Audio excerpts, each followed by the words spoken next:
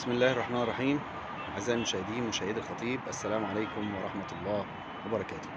أهلا بكم وعرض جديد. النهاردة العرض بتاعنا صاحب الفيو الأجمل والأفضل والأقوى، فيو ساحر، كأنك واقف أمام لوحة طبيعية مرسومة بقى مش بإيدين البشر، دي مرسومة بإيدين الطبيعة الخلابة.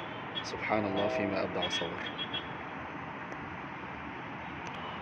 عندك هنا العمارات والحداثة، تحت هنا الخضرة الجميلة، وأمامك الأندية والمنتجعات السياحية والبواخر الجميلة اللي على النيل. احنا هنا قدامنا الأهرامات هناك اهي، في أهرامات تاني هناك اهي، بص على 6 أهرامات بحالهم مش 3. عزيزي المشاهد، احنا هنا فين؟ في كورنيش النيل في المعادي، في المكان الأجمل والأرقى على النيل في المعادي، على الشارع الرئيسي اهو زي ما حضراتكم شايفين. شقة جميلة، تابعوني عشان التفاصيل. هنقول كل حاجة في الفيديو في الآخر، وكمان هنكتب التفاصيل في صندوق الوصف عشان الناس اللي هي مش هتتابع لآخر الفيديو، وانصحكم تتابعوا لآخر الفيديو. احنا في برج 35 طابق، واحنا في طابق مرتفع فوق ال30، الدور شقتين. الطرقة قدام الشقق كلها رخام رائع، اسانسيرات حديثة، ماركات كويسة. احنا هنا الشقة بتاعتنا، ندخل. احنا كده دخلنا من الباب، على شمالك الريسبشن مع الإطلالة الرائعة، على يمينك طرق التوزيع لباقي محتويات الشقة، ودي طرقة جميلة كده ورا الباب، واسعة وحلوة. هنبدأ بالريسبشن والفيو الرائع بتاعه.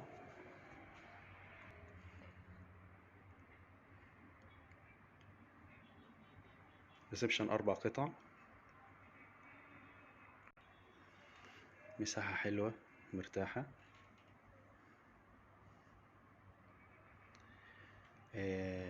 واخدين بالكم من الألموتال من الأرض للسقف بكامل المساحة دي، يعني كمية ضوء جميلة، وكمان تهوية رائعة. أرضيات باركيه في الريسبشن ما شاء الله، نضيف مش محتاج حاجة، والسقف بسيط نضيف فيه النجف.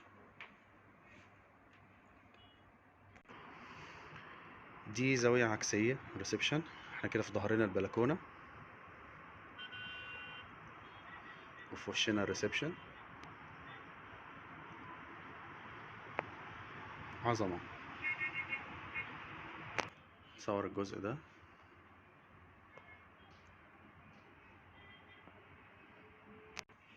وده الجزء المقابل.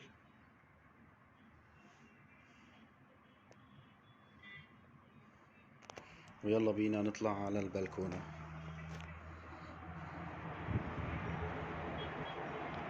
منظر يخطفك، جمال تلاقي، عظمة تلاقي، بهجة تلاقي.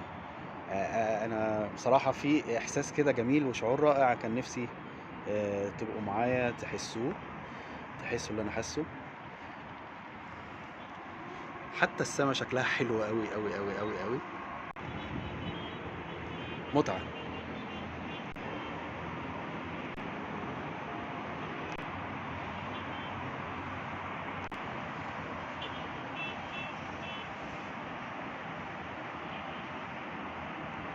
زي ما قلنا لكم اعزائي المشاهدين، هو برج 35 دور،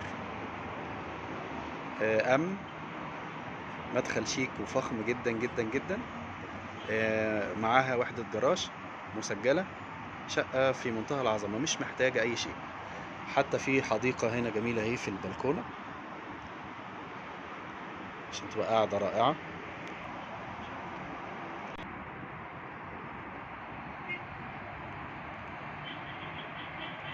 بلكونة كبيرة ما شاء الله، شايفين المساحة.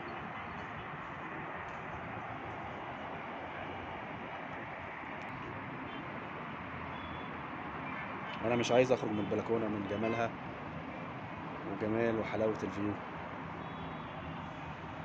ربنا يرزق كل المستمعين بكل اللي تمنوه.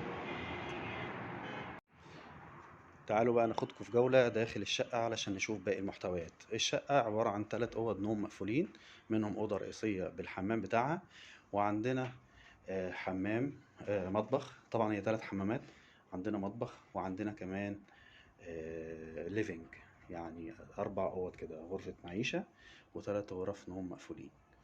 هنبدأ دلوقتي بالمطبخ. الأرضية بورسلين أسود أو أيا كان اللون، أنا عندي عمى ألوان ما تاخذونيش. بسم الله ما شاء الله. مطبخ كبير، مساحته حلوة مرتاحة. كمان في شباك للتهوية، وأعتقد الفيو بتاعه حلو لأن الشقة مدهشة في المطلات الخاصة بيها وتفاصيلها. معلش هنركز كمان على المطبخ علشان ده حاجة مهمة جدا للستات.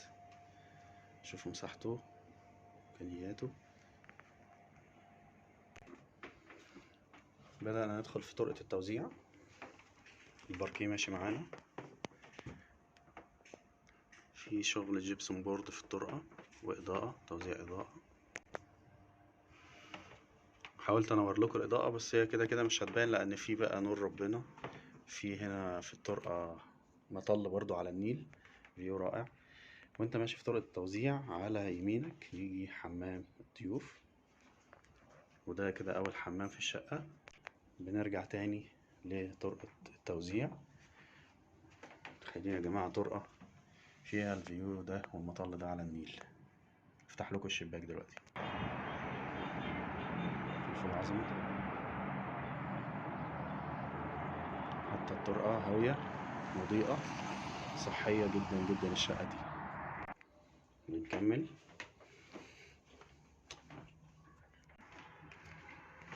ده الحمام التاني اللي هو بيخدم على الأوض، قعدة وحوض وبانيو. نخرج ونطلع على الليفينج.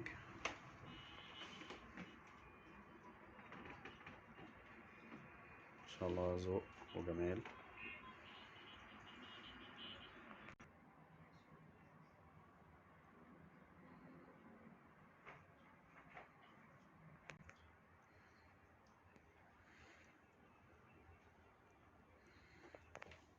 بالمناسبة الليفينج برضو ليه مطل على النيل، تحفة. ده المطل اللي هو من الليفينج، انت قاعد قدام التلفزيون بتشوف المنظر الجميل ده. واكيد المنظر ده بالليل تحفة.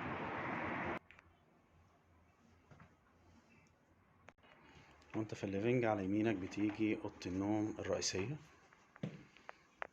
حمام خاص بيها. وده الجزء التاني الخاص بالغرفة، مساحتها كويسة ان شاء الله.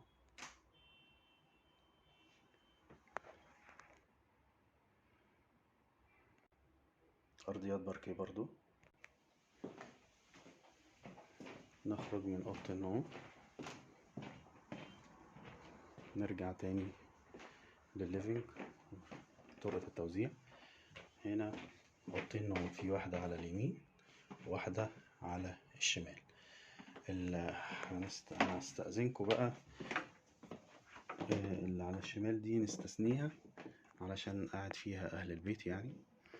الأوضة دي فيها دولاب بيلت إن معمول في الحيط، أوضة جميلة. أوضة لا بأس بها، مساحتها كويسة.